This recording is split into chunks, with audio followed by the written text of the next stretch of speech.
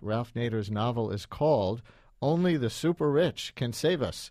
Hello, Mr. Nader. Welcome back to WNYC. Thank you, Brian. I first thought the title was going to be simply sarcastic, but it's more subtle than that, isn't it? It's in quotes. It's when Warren Buffett couldn't stand the post-Katrina neglect of all these people fleeing without New Orleans without food and shelter, he brought a bunch of trucks and supplies down and passed them out around the road, and this grandmother looked at him, grabbed his hands, and said, "Only the super rich can save us." And that haunted him all the way back to Omaha, where he lives, and he decided to assemble 16 billionaires and mega millionaires in a mountaintop hotel in January of 2006 in Maui, Hawaii, to plan a major power collision with the corporate Goliaths and their political allies in Washington, and mobilize the citizenry to turn this country around on a lot of things like health care and living wage and clean elections and sustainability.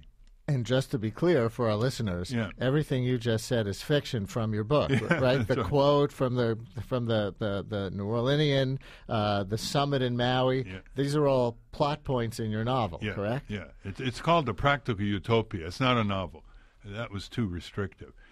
I don't know. Do you remember reading when you were in college the Looking Backward by Edward Bellamy? It came out in 1898. Did not read that. It was a utopia.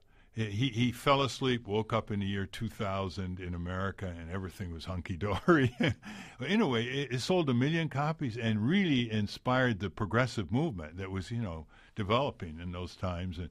And people like Eugene Debs mentioned it. So say it again. It's not a novel. It's a what? Well, they call it in the literary world a work of speculation, which, for example, is, what if 17 billionaires, etc., got together and did this, what would happen? Or a practical utopia. That is, not something like science fiction. My colleague Matt Zawisky said it's political science fiction. But it's if you read these pages, you can say, if we had this kind of media power, if we had this kind of money, and if these people were organizing the citizenry, this could happen. So it's fiction, but built around the activism of these real-life septuagenarians. I think they're all in their 70s. And octogenarians and nonagenarians. Who you write into the story. Yeah. Bill Cosby, Phil Donahue, Warren Beatty, Paul Newman, you wrote this before he died, and they form a political party called the Meliorists. What does the word meliorist mean? It means betterment, to improve. They didn't want to, use any more radical words, so they called themselves meliorists. And I wrote it in a way where it could really lift the morale of people. People are despairing in the country. You got recession, Wall Street corruption, gridlock in Washington. And this basically says that let's imagine some new possibilities here. Public sentiment that Lincoln talked about is here. They want changes. But the corporations have too much power politically, too much power economically.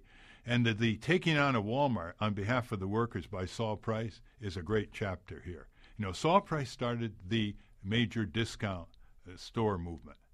And he started price clubs. It merged into Costco. Costco pays its workers better, gives better benefits than Walmart, and still makes a lot of money.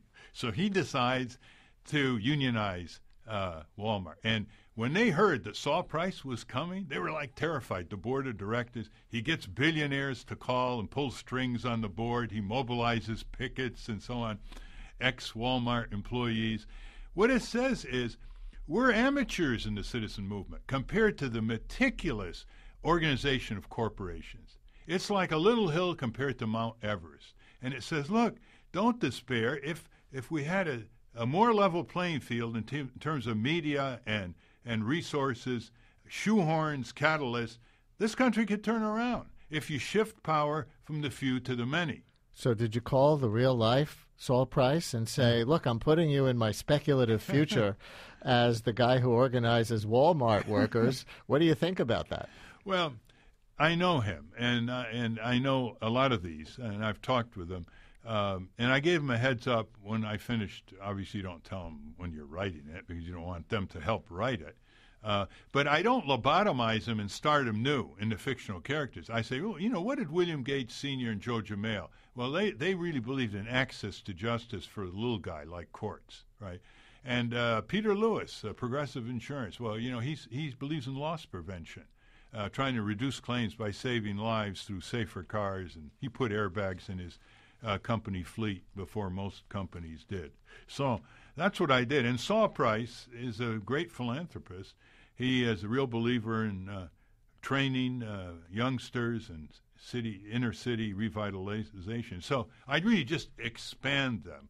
You know, the woman who typed this book, she kept saying, "How's it going to turn out? How's it going to turn out?" It's very dramatic. And I said, "Well, wait. Well, she had to do something else because she owns a little diner." And so I had someone else finish it. But after it was over, I gave her the book. And I said, "Jean, why'd you like this book?" She said, "Because it really made me feel good that there were some powerful, rich people who care about people like me and give me a role in turning the country around."